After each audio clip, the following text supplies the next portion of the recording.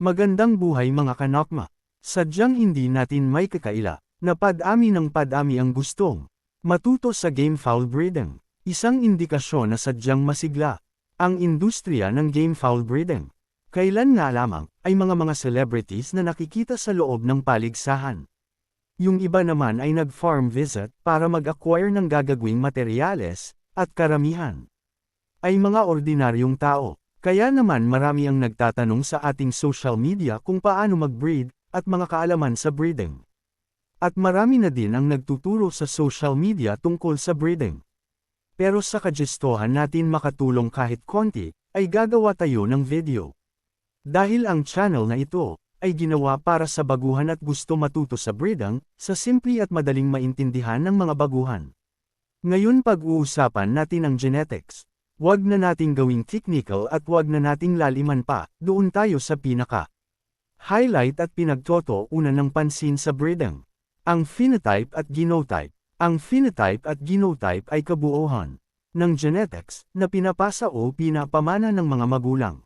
Mukha, katawan, mata, kulay, palong, ugali, at iba pa. Ngayon isa-isahan natin. Simulan natin sa phenotype. Ang phenotype ay nakikita sa panlabas na katangian ng isang manok na pwede mo mahawakan. Katulad na lamang ng palong kulay ng balibo, kulay ng paa, mata. Kung ba madalas na mamana ang mga ito?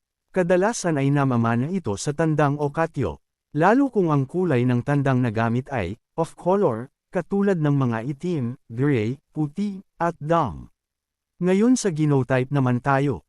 Ano ang genotype? Ito ang mga katangian na hindi natin nakikita o nahahawakan sa mga alaga nating manok, katulad na lamang ng fighting ability, instinct, katapangan, pagiging good cutter, kaduwagan ng manok, isama muna ang mga sakit na dala-dala ng materyales mo.